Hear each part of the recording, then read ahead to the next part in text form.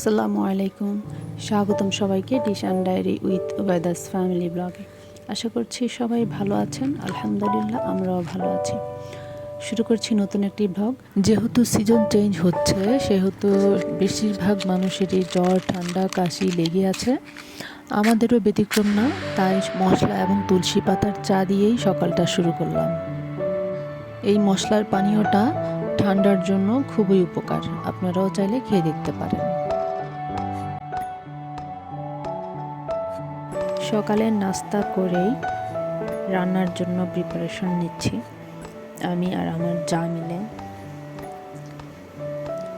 দুপুরে খাওয়ার পর আমরা এক জায়গায় বেড়াতে যাব, তো ওইখানে আমরা বিকেলের নাস্তা এবং রাতের খাবার খাবো। তো এখানে রান্না হচ্ছে ফুলকপি, বেগুন আর রুই মাছ দিয়ে, আর আরেকদিকে রান্না হচ্ছে ছোট মাছ দিয়ে টমেটোর ঝোল, আর হচ্ছে বেগুন ভর্তা করা হবে। একটু দেখুন আমার বাবুটা কি দুষ্টামি করতেছে, ও প্রায় এই দুষ্টামিটা করে।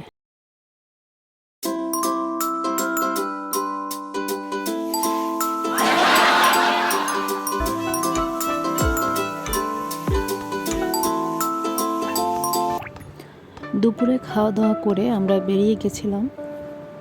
ভাবি, আব্বা আর আমার শাশুড়ি ওনারা যাবে ল্যাবেইডে, আর আমি বাবুকে নিয়ে ফুফু শাশুড়ির বাসায় চলে যাব। ওনারা হচ্ছে ডাক্তার দেখিয়ে তারপর ওই বাসায় যাবে।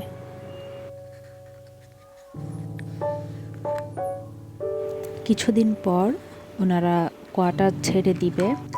অনেক দিন ধরেই আমাদেরকে যেতে বলছিল, কিন্তু আমাদের সময় হয়ে ওঠে নাই। তো আজ বের হলাম, একসাথে দুই কাজই হবে, ডাক্তার দেখানো হবে, ফুফুর বাসায় যাওয়া হবে। এই তো এখন খাওয়া দাওয়া করে বাসার উদ্দেশ্যে রওনা দিচ্ছি।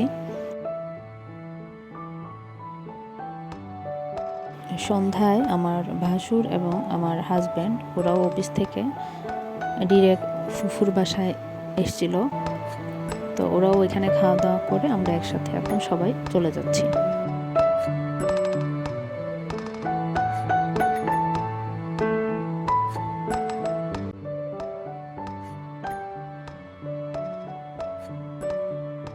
রাতের রিক্সার জার্নি আমার খুবই পছন্দের, আরও যদি হয় নিরিবিলি রাস্তা। সেক্টরের রাস্তাগুলো আসলে এমনই হয়, গাড়ি ঘোড়া কম। আমি, আমার শাশুড়ি, আমার শ্বশুর এক রিক্সায় উঠেছিলাম, আর আমার হাজব্যান্ড, আমার ছেলে আর ওর আব্বুজি আম্মুজি ওরা এক রিক্সায় উঠেছিল। এই যে বাসার দিকে যাচ্ছি আমরা।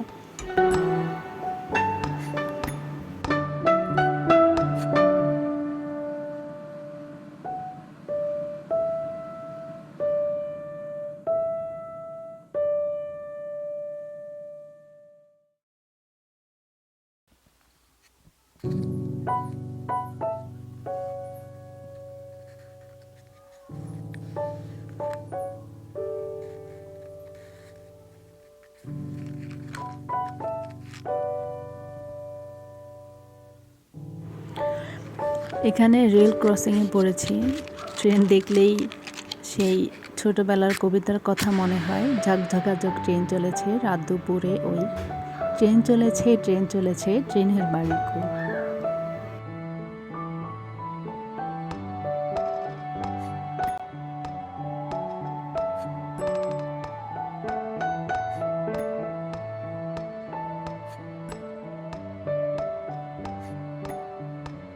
সোজা বাসায় গিয়ে যে যার মতো শুয়ে যাব, যেহেতু আর কোনো কাজ নেই এখন। আবার কথা হবে। আসসালামু আলাইকুম।